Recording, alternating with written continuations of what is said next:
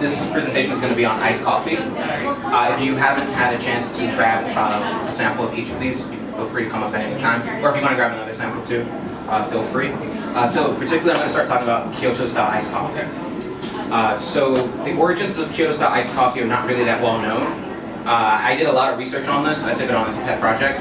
And I can assume that it comes from Kyoto, Japan. But I speak Japanese. I lived in Kyoto. I did a study abroad there. I couldn't find anything about Kyoto style iced coffee there. But I do know that a company called Oji, which makes really fine glassware, is credited with creating the first Kyoto style drippers. So this is a Kyoto style dripper right here. And this one is made by a company called Yama. So I thought that this was a Japanese company the whole time. Like it says Yama right here in this really nice gold stamp. But it also says made in Taiwan. And I didn't realize that it was actually a Taiwanese company this whole time. I thought it was Japanese because Yama is a Japanese word, it means mountain. But the kanji here is Ame, it's not even Yama. I don't know if they're like pulling a sham or whatever, it's just pretty funny to me. But in any case though, I really want to talk about like the methods of making iced coffee. So there are 3 general methods that you use to make iced coffee. You can either make hot coffee and then ice it. You can do an immersion style, which is what this is, or you can do Kyoto style, which is this. So each of these styles has different benefits, different characteristics, and I'll just go over that a little bit. So with hot over iced, you'll take something like Chemex, V60, any type of pour over. If you've ever been to a coffee bar where someone's using a kettle to pour over the grounds, that's a pour over. So you would have that, and then underneath it you would pour into a cup of ice. So you'd start off with a hot brew that cools itself in ice. So that's really nice because it tastes very much like a cup of coffee that you would just get like a hot cup of coffee. It has that same body, that same texture, a bit lower acidity, but it drinks very similarly. This right here, this machine is called a Filtron. So it's not the most graceful looking machine, but it does make a lot of iced coffee. So in here it's got a filter that holds back the main basket, which you set on top and fill with coffee. You fill the entire thing with water, and then this just sits and steeps for half a day. And right here is where the coffee gets dispensed. So this is really nice because it produces a thick, like chocolatey iced coffee. The sample that you grabbed from here was made on the Filtron. And this is what the filter looks like. You can pass this around if you want to. So you see it's a mesh filter. A paper bag would go inside of that, and it filters out. That's a filter for this. So for this coffee here. You say paper bag? Yeah, there's a paper bag filter that goes inside of that mesh filter, which keeps out most of the sediment. So it keeps it pretty clear and clean. But just because of the nature of immersion, you get a kind of muddled flavor. It essentially just ends up tasting like chocolate mostly. You don't get much flavor clarity, and sometimes people say the body can come out too thin using this method. The last method is Kyoto style. This is quite different from really everything else. So I'll walk through the process of how you actually make Kyoto style coffee. The first thing you do is you fill this top reservoir with ice water, or even ice, because it's going to be in there for half a day. It's going to be in there for about 12 to 16 hours. This nozzle right here, you set that to drip. We set a drip rate of 4 drips every 6 seconds, so 40 drips a minute. I usually say 4 drips every 6 seconds just because it sounds more precise and it makes me sound like more scientific. So you would set this after you put your coffee in here. There is a ceramic filter that goes inside of this coffee chamber here. So this ceramic filter right here allows all the oils to come through and none of the particles. And then you would also place a paper filter just on top of that before you actually get it going. Does anyone want to guess why you would put a paper filter on top of the coffee? Like typically, you would just have a filter underneath your coffee, right? And then it brews through, and the filter just serves to filter out any sediment. So why would you need to place a filter on top? To make the drip not come, so slow down the drip? Exactly, yeah. So what would happen if you didn't have this filter on top? And if you just joined us, you can feel free to go ahead and grab some coffee from here. You can grab one of each sample.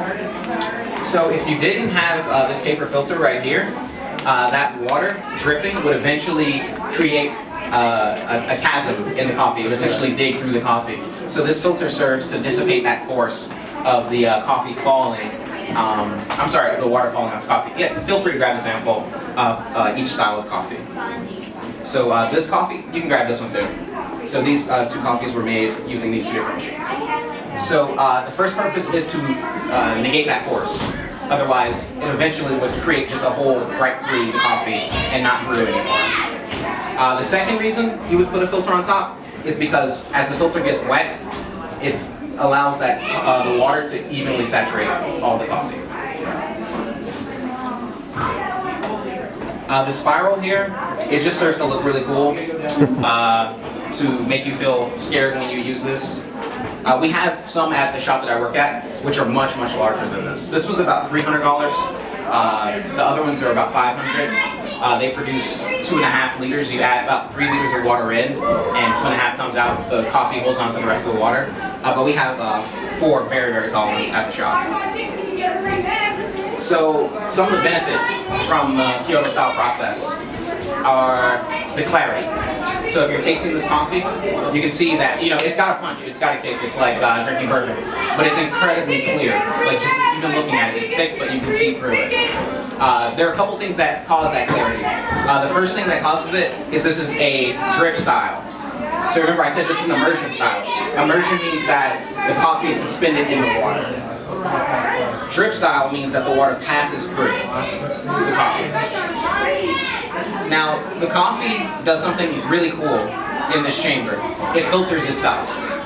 There's a ceramic filter here which serves to filter out some of the sediment, but the coffee is doing most of the filtering itself. So if you think about passing dirty water through a sand filter, the sand will stop the larger sediment from coming through. That coffee is compacted in here so much that it's kind of like the Three Stooges when they all try to go through a door together. None of them can pass through because all that coffee is in the way. So that really contributes to the flavor clarity. And the fact that you're using cold water as opposed to hot water reduces the acidity of coffee. Now, that's a benefit you get this way or this way. You won't get that benefit if you do hot over cold, if you do the pouring hot pour over the ice method. That way it's faster. You can make a cup, you know, you say, hey, I want to make a cup of iced coffee right now, you can make that cup. This one, it takes some lead up. They take half a day to make. But with that reduced acidity, you end up eliminating some of the problems that people experience with drinking coffee, like having an upset stomach. That's a really big one. So that's why a lot of people like this. You can even heat it up. So this is getting into a little bit more of the geeky side of coffee. When you use hot water to brew coffee, you are releasing a lot of volatile organic compounds, and those compounds are quick, thank you. Those compounds are very quick to evaporate when using hot water. However, if you do it with cold water, those compounds are much less likely to evaporate, so essentially this has a longer shelf life. If you were to make a hot cup of coffee, let it cool, and then reheat it, you would experience a really sharp drop-off in quality. That's not the case with this, because it was never hot to begin with. Now, once you heat it up, then you would be subjecting it to the oxidation and any other degradation in quality. So, I want to talk about just what Kyoto style has meant to me, because I had this coffee for the first time about 2 years ago, and it blew me away enough because it's completely different from any other thing that I had before, that I had to make a version of this at home. So the first thing that I took was an AeroPress. So an AeroPress is, some people call it the modern French press, the hipster French press. It is a large syringe essentially that you fill with coffee. It has a filter that you put inside this cap right here. So you take your paper filter, put it in here, wet it, lock it into place. Coffee goes in, water goes in on top of the cup, and then you just press it. So it's really cool, and this allows you to steep. You can put the coffee in this way. Some people even do it this way, where you put the coffee in and steep it sitting like this, and that allows you to, do a real French press style, because now you can do it for about 4 minutes and then turn it over and press it into the cup. But I saw this AeroPress and I was like, wow, this looks just like the chamber that you see on the Kyoto style coffee maker right here. So using this chamber, I thought, you know, I can definitely make my own Kyoto style dripper at home if I just source a couple more things. So the next thing I got was a mason jar, just because mason jars are awesome. They are like duct tape, but they're like the duct tape of vessels, essentially. And then the last thing I got, and so this is called a separatory funnel, right here. If you go to any science surplus store, you'll be able to find one of these. So this was the funnest part because I was like, I had a problem. My problem was, how could I get something to drip one drip of water at a time in a way that was measurable and consistent? And I remembered in my chemistry class that we use these to separate liquids at different distances.